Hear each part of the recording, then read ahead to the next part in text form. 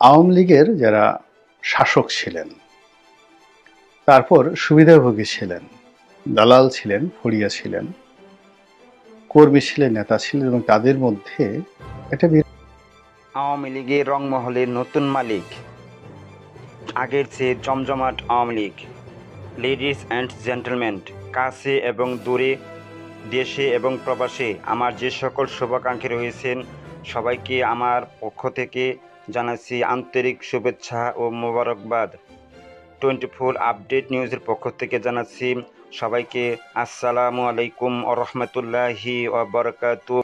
আশা করছি সম্পূর্ণ ভিডিও দেখবেন। ভিডিও দেখে লাইক, কমেন্টস, শেয়ার করবেন। আসুন ভিডিওটা দেখে আসি। আসসালামু আলাইকুম রহমতুল্লাহি ওয়া বারাকাতুহু। সম্মানিত দর্শক, মান্নাদের সেই বিখ্যাত গান কফি হাউজের সেই আড্ডাটা আজ আর নেই। খুবই বিয়োগাত্মক একটি গান এবং মানুষকে নস্টালজিয়ার দিকে নিয়ে যায়। এই গানের মাধ্যমে মান্না দে যে জিনিসটি বোঝাতে চেয়েছেন যে জীবনের একটি স্বর্ণালীর সময় কিছু বন্ধু, কিছু বান্ধবী তারা একসাথে বসে কলকাতার একটি কফি হাউজে আড্ডা দিতেন, নিয়মিত আড্ডা দিতেন এবং সেখানে কত সুখ, কত স্মৃতি, তারপরে কত কৌতুক, কত স্বপ্ন, কত আশা। সেই কফি হাউসকে ঘিরে ওই যে আড্ডা, সেই আড্ডার মধ্যে মনে হতো যে জীবনে এর চাইতে গুরুত্বপূর্ণ আর কিছু নেই। সময় হলে আড্ডাতে যেতে হবে এবং সেখানে গিয়ে যে যার মতো করে যে গান জানে সে গান গাইবে, যে পত্রিকায় লিখে সে আজকে কি লেখা হলো সেটা সবাইকে দেখাবে, ইত্যাদি নানা বিষয়গুলো অসাধারণ একটা সুরে তিনি তার কণ্ঠে একটি অমর সঙ্গীত দিয়ে আমাদের সবাইকে একটা নস্টালজিয়ার মধ্যে ফেলে দিয়েছেন। ফলে কফি হাউজের সেই আড্ডাটা, এই শব্দমালা এবং সত্যিকার অর্থে কলকাতার যে ঐতিহ্যবাহী একটি কফি হাউস যেখানে মান্নাদেরা বসতেন তাদের যৌবনে, সেটি এখনো টিকে আছে।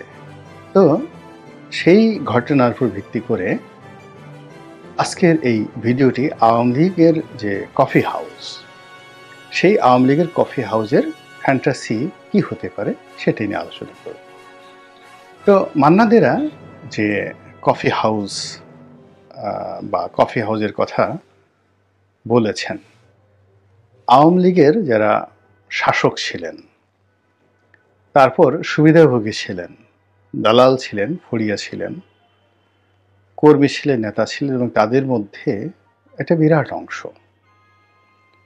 যে কফি হাউসের যে আড্ডা, সেই আড্ডা নয়, মধুর ক্যান্টিনের আড্ডা নয়, আওয়ামী লীগ অফিসের আড্ডা নয়, মানে ওয়েস্টিনের আড্ডা, 5 স্টার হোটেল শেরাটনের আড্ডা, সোনারগাঁয়ের আড্ডা, তারপরে ক্লাব পাড়ায় ক্যাসিনোর আড্ডা, এরপরে বিভিন্ন রকম রংমহল তারা গড়ে তুলেছিলেন, শত শত রংমহল গড়ে তুলেছিলেন এবং সেই রংমহলে দেশের বাইজিরা নাচত, বিদেশ থেকে বাইজিরা আসতো।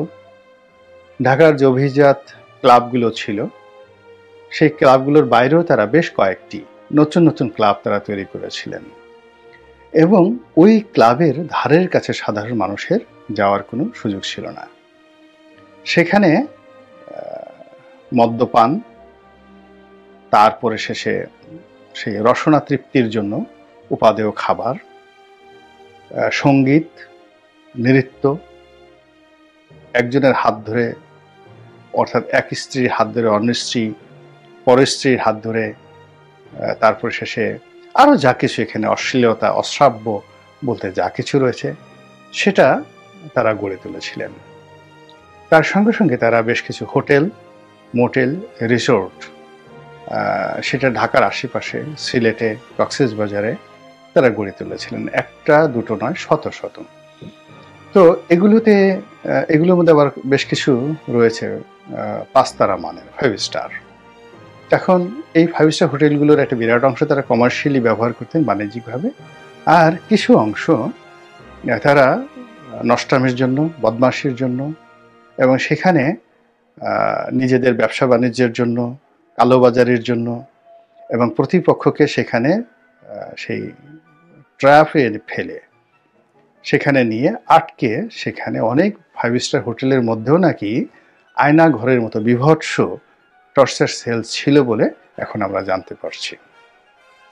তো এই জিনিসগুলো ছিল এবং এর সাথে সাথে কারা কারা জড়িত ছিলেন, পুলিশের কারা ছিলেন, অন্যান্য বাহিনীর কারা ছিলেন, তারপরে আমলাতন্ত্রে কারা ছিলেন, ব্যবসায়ীদের কারা ছিলেন, এগুলো রাজনীতিবিদদের মধ্যে কারা কারা ছিলেন, ব্যবসায়ীদের মধ্যে কারা কারা ছিলেন, গুন্ডা বদমায়েশ চাঁদাবাজ মাস্তান কারা ছিলেন, এগুলো সবই ওপেন সিক্রেট। কিন্তু যেহেতু আমরা খুব সহজে ভুলে যাই, এজন্য সেই নামগুলো এখন আপনি ইচ্ছাগুলো মনে করতে পারবেন না, চেহারাগুলো হয়তো আর কয়দিন পরে মনে থাকবে না।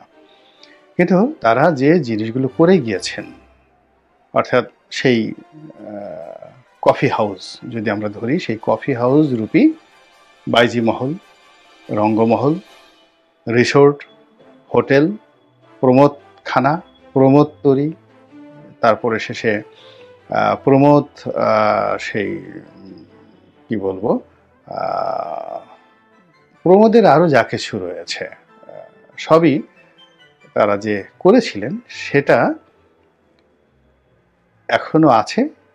এবং সবচেয়ে বড় ব্যাপার হলো যে ওই মান্নাদের সেই গানটির মতো যে কফি হাউজের সেই আড্ডাটা আজ আর নেই, তবে চেয়ার টেবিলগুলো আছে, সেখানে নতুন মুখ এসেছে এবং এখনো সেই নতুন মুখের যারা মানুষ তারা নতুন আড্ডায় সেখানে নতুন স্বপ্ন নিয়ে সোনালী বিকেলগুলো, আগের সেই সোনালী বিকেলগুলো মান্নাদের জন্য নেই, কিন্তু এখন যারা নতুন আগন্তুক তারা নতুন সোনালী বিকেল তৈরি করে ফেলেছে। তো সেই ঘটনার সঙ্গে যদি আপনি তাল মিলিয়ে বর্তমান জমানা দেখেন তাহলে দেখবেন যে এখন যে আগন্তুক যারা এসেছেন আওয়ামী লীগের রেখে যাওয়া কফি হাউসে, তারা সেই কফি হাউসকে ফুলে ফলে সুশোভিত করেছেন। মালিকানা পরিবর্তন হয়েছে অনেক জায়গাতে, কিন্তু বেশভূষা আগের চাইতে আরও জাঁকজমকপূর্ণ হয়েছে। আগে যেভাবে সঙ্গীত হতো, এখন সঙ্গীতের সুর বেড়েছে, তাল বেড়েছে, লয় বেড়েছে। আগে যদি 10 জন বাইজি আসতো, এখন বাইজির সংখ্যা আরও বেড়ে গেছে, নিত্য নতুন বাইজির সংখ্যা বেড়ে গেছে। এরপর আগে যারা ভোগী ছিলেন, ভোগ করতেন, তাদের ভোগ করতে করতে করতে করতে একটা সময় বিতৃষ্ণা এসে গিয়েছিল। তারা শুধু দেখতেন বা বসে থাকতেন। এটাকে অনেকটা বলা হয় বিকৃত রুচি। কিন্তু ভোগ করার মতো অবস্থা তাদের ছিল না। এক নাগারে 15 বছর ভোগ করতে করতে করতে করতে তারা অনেকটা নির্বিষ হয়ে পড়েছিলেন। কিন্তু এখন যারা ভোগী তারা সবাই গোখরা সাপের মতো ফোঁস করছে এবং তাদেরকে সামাল দিতে গিয়ে কফি হাউসগুলো রীতিমতো কাঁপছে। কফি হাউসের চেয়ার টেবিল কাঁপছে। কফি হাউসে আগমনকারী যারা বিনোদন কন্যা রয়েছেন বা বিনোদন বালক রয়েছেন, আপনারা তো সবাই জানেন যে এখন শুধুমাত্র বিনোদনের জন্য নারীরা নন, পুরুষরাও এখন বিনোদন দিয়ে থাকেন এবং এই সকল বিনোদন কর্মীদেরকে আপনি ফুটপাতে পাবেন, হাতির ঝিলে পাবেন, 5 স্টার হোটেলে পাবেন, সব জায়গাতে পাবেন। কাজেই বিনোদন বালক এবং বিনোদন বালিকা, এবং এই বিনোদন বালক শব্দটি হাসি পেল যে যেটিকে আগে ঘেটুপুত্র বলা হতো। তো এটা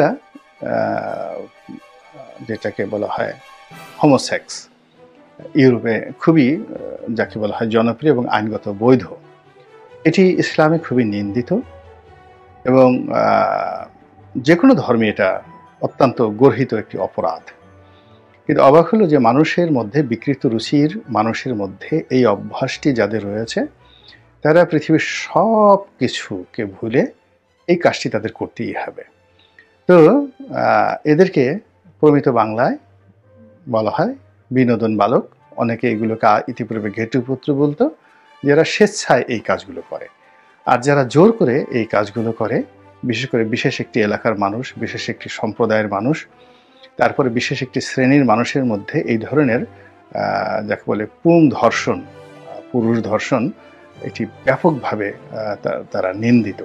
যাই হোক, এখন এদের সংখ্যা বর্তমানে বাড়ছে না কমছে, এটা আপনারা খুব ভালো করে বুঝতে পারেন এবং এদের ক্ষমতা যত বাড়বে ততই এদের যে এই সকল অপরাধ, এই অপরাধ বাড়তে থাকবে। তো যাই হোক, এই কথাটা আমার হঠাৎ করে এই বিনোদন বালকের কথাটা মনে পড়লো সালাউদ্দিন কাদের চৌধুরী সাহেবের একটি বক্তব্যে।